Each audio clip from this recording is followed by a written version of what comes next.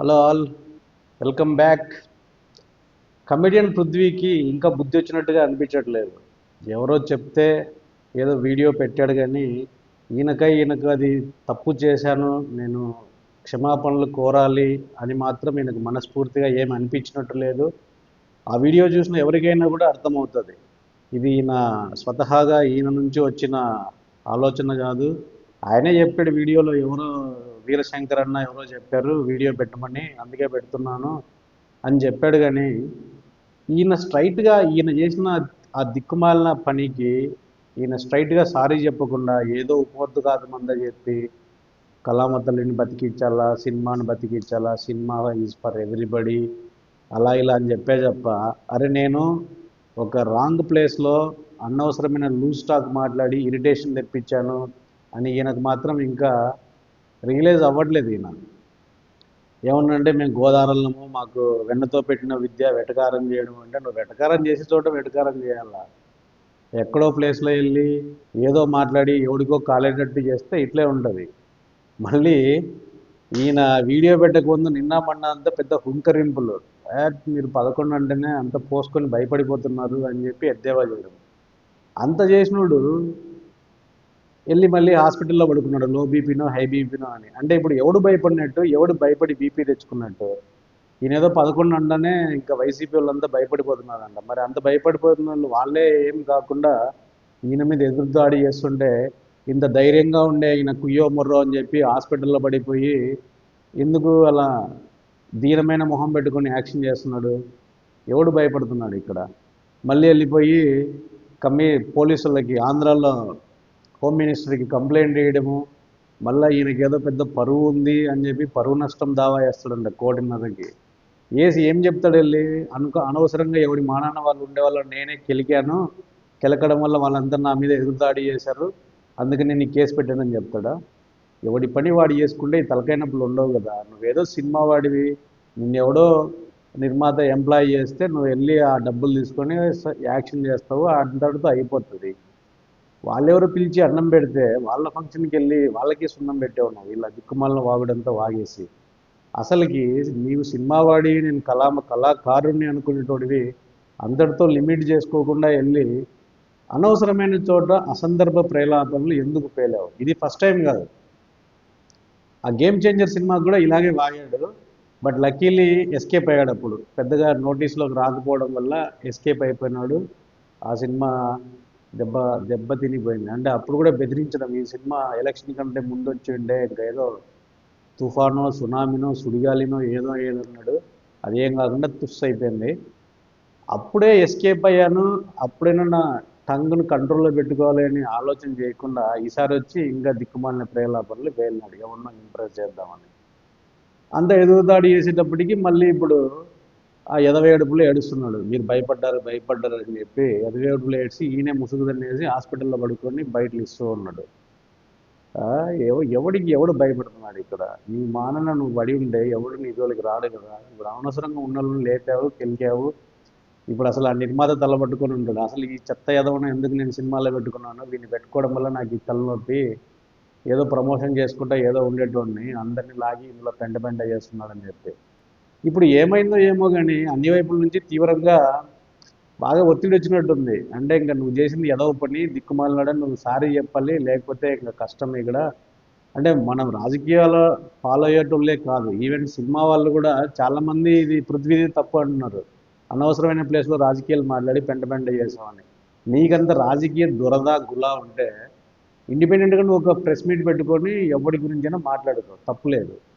నువ్వు వెళ్ళిన ఫంక్షన్ ఏంది, నువ్వు దేన్ని ప్రమోట్ చేయాలనుకుంటున్నావు, అక్కడికి వెళ్ళి నీ వ్యక్తిగత అజెండా ప్రదర్శించాల్సిన అవసరం ఏమొచ్చింది? మళ్ళీ ఇంతోటి దిక్కుమాల దానికి మళ్ళా ఈయన పార్టీ ఈయనకు క్రమశిక్షణ నేర్పిందంట, అందుకని చెప్పి ఈయన బూతులు మాట్లాడుతున్నాడు. అసలు ఏ పార్టీ ఏ క్రమశిక్షణ నేర్పింది మరి ఈయనకి?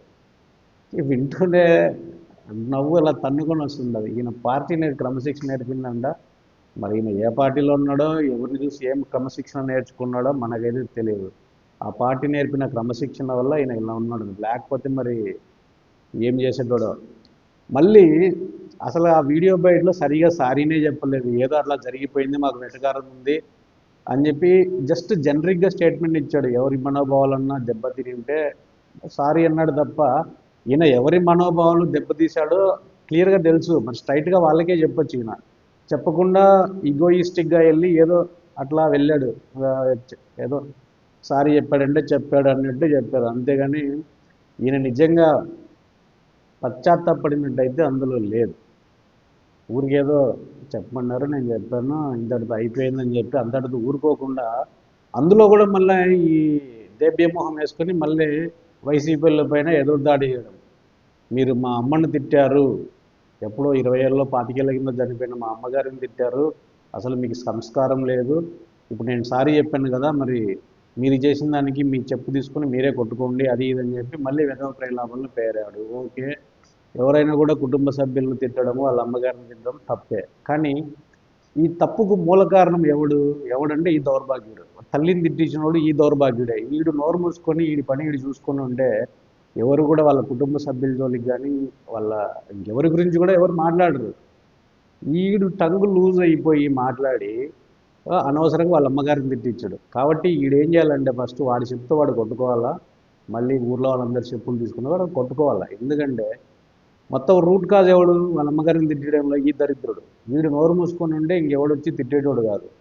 అది దృష్టిలో పెట్టుకోకుండా ఏదో వేరే వాళ్ళని వచ్చి సారీ చెప్పాలి. ఎందుకు చెప్పాలి సారీ? నిన్న వచ్చి ఎవడన్నా కెలికాడా? వాళ్ళ పని వాళ్ళు చేసుకుంటున్నారు. నీ సినిమా పని నువ్వు చేసుకొని ఉంటే అసలు ఏ గొడవ ఉండేది కాదు. ఇప్పుడు నువ్వు అనవసరంగా కెలికింది ఎవరిని? మళ్ళీ వచ్చి మిగతా వాళ్ళు సారీ చెప్పాలని ఎందుకు చెప్తారు? ఇది చూస్తుంటే ఈయన వైసీపీ వాళ్ళు ఈ గొడవని ఇంతటితో వదిలేసేటట్టు లేదు, ఫ్యూచర్లో కూడా ఇది కొనసాగేటట్టుంది.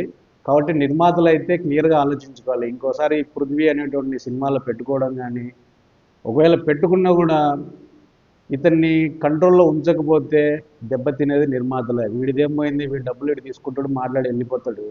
రేపు సినిమా అటో ఇటో అయిపోయి ఎవడో బాయ్కాట్ చేస్తే ఈ తలనొప్పులు ఫేస్ చేయాల్సింది, ఫైనాన్షియల్గా లాస్ అవ్వాల్సింది కూడా నిర్మాతలే. అది దృష్టిలో పెట్టుకోండి నిర్మాతలు ఎవరైనా కూడా. ఇట్లా రాజకీయాలతో అంటగాగుతా సినిమాను రాజకీయాలను మిక్స్ చేసే ఆర్టిస్టులు ఎవరైనా మీరు దూరంగా పెట్టుకుంటే బెటర్. ఎవడైనా సినిమా వరకు నువ్వు ఏ పార్టీకైనా సానుభూతి పరుడు అవ్వచ్చు, నువ్వు ఏ పార్టీకైనా నువ్వు ప్రచారం చేయొచ్చు, దట్ ఈస్ డిఫరెంట్ థింగ్. కానీ నువ్వు ఒక సినిమా ఇష్యూ మీద, లేకపోతే ఒక సినిమా ప్రమోషన్, లేకపోతే ఒక సినిమా కంటెంట్ పైన మాట్లాడేటప్పుడు మాత్రం నువ్వు ఖచ్చితంగా సినిమా పరంగానే మాట్లాడాలి. అక్కడ వచ్చి రాజకీయాలు కలిపేసి ఈ పైత్యం ప్రదర్శించొద్దు. అట్లా ప్రదర్శించేటట్లయితే ఈ పృథ్వీని మీరు వదిలించుకోవడం బెటర్. లేకపోతే ఈ పృథ్వీ చేసిన పెంట పనికి భవిష్యత్తులో కూడా ఈ నిరసనలు అయితే కొనసాగుతాయి. ఖచ్చితంగా మీకు ఒక సెక్షన్ ఆఫ్ ఆడియన్స్ నుంచి అయితే మాత్రం దెబ్బ ఖచ్చితంగా తగులుతుంది. వాళ్ళు ఈ ట్వీట్లు, వాళ్ళు సోషల్ మీడియాలో చెప్పేది చూస్తుంటే ఇకపై ఈ 30 ఇయర్స్ ఇండస్ట్రీ అనే ఈ చెత్త కమెడియన్ నటించిన ఏ సినిమాలైనా కూడా మేము ఖచ్చితంగా వ్యతిరేకిస్తామని చెప్తున్నారు. ఇంకా ఆలోచించుకోవాల్సిందే నిర్మాతలే.